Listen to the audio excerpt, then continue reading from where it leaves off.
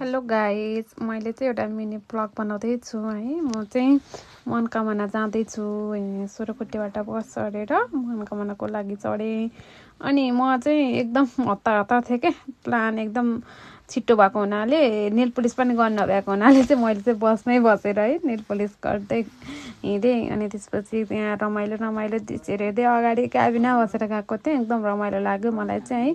चाहिँ अगाडिको सबै भ्यूहरू हेर्दै आनन्द लिएको है। त्यसपछि खाजा खानको लागि रोकेको थियो। खाजामा मनकामना जाने भएको हुनाले चाहिँ मैले चाहिँ खाइनँ केही पनि। अनि चाहिँ त्यो भिडियो लिगौँ भनेर बसेँ। अनि त्यहाँ एउटा स्याउ चाहिँ खानु पऱ्यो भनेर एउटा स्याउ हालेर काट्न लगाएँ। अनि त्यसपछि स्याउ खाँदै फेरि क्याबिनै बसेर स्याउ खाएँ। अनि खाएर अलिकति यता लागेपछि हामी जाममा पऱ्यौँ। खासै धेरै जाम परेनौँ। अनि लगभग 5 आवर्समा चाहिँ हामी मनकामना पुगेको थियौँ। अलरेडी मेरो चाहिँ त्यहाँ टिकट बुक भएको हुनाले गएर लाइन बसेँ। तर म पनि गएर लगभग 3 आवर्स जति चाहिँ लाइन बस्नु परेको थियो। यति गाह्रो भएको थियो नि, ब्याग बोकेर गएको थिएँ। 3 आवरभन्दा बढी लाइन बस्नु पर्यो। अनि घाममा लाइन बस्दा एकदमै गाह्रो क्या। ज्यान पुरै कस्तो खुट्टा पुरै उभिँदा एकदम दुखेर अनि पालै लाइन बसिरहेको थियो नि। त्यतिमा पनि एकदमै गाह्रो भयो है। अनि एकदम गाह्रो भएर मलाई चाहिँ त्यहाँ फोटो भिडियोहरू लिएर बस्छु भनेर अनि एकछिन भने बुलाउँछु दिमाग भनेर अनि फोटो भिडियो लिङ्कमा बसेँ त्यहाँ।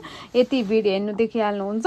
म भन्छु मेरो सल्लाह अनुसार चाहिँ स्याटरडे र ट्युसडे चाहिँ तपाईँहरू मनकामना सकेसम्म नजानु। एकदमै भिड हुँदो रहेछ है। टिकट काट्दा जस्तै भिड अनि त्यसपछि केबल कार चढ्न जस्तै भिड भने नि मैले लिटरली 3 आवरभन्दा बढी चाहिँ बस्नु परेको थियो केबल कारको लागि। मेरो फर्स्ट टाइमको एक्सपिरियन्स नै हेर्नु न कस्तो ब्याड भनौँ कि के भनौँ। फाइनली बल्ल टर्न आएर केबल कारमा बसेँ। अनि त्यसपछि चाहिँ त्यहाँबाट अलिकति हिँडेर चाहिँ मनकामना मन्दिर पुगेँ। त्यसपछि त्यहाँ गएर मैले भिडियो बनाइहालेँ है। मनकामना मन्दिर पुगेँ। मलाई चाहिँ मन्दिर चाहिँ एकदम माथि भएर एकदम रमाइलो लाग्यो। तर भिडभाड भएको हुनाले चाहिँ अझै राम्रोसँग हेर्न पाएन। फेरि टाइम पनि हाम्रो एकदम धेरै छोटो थियो।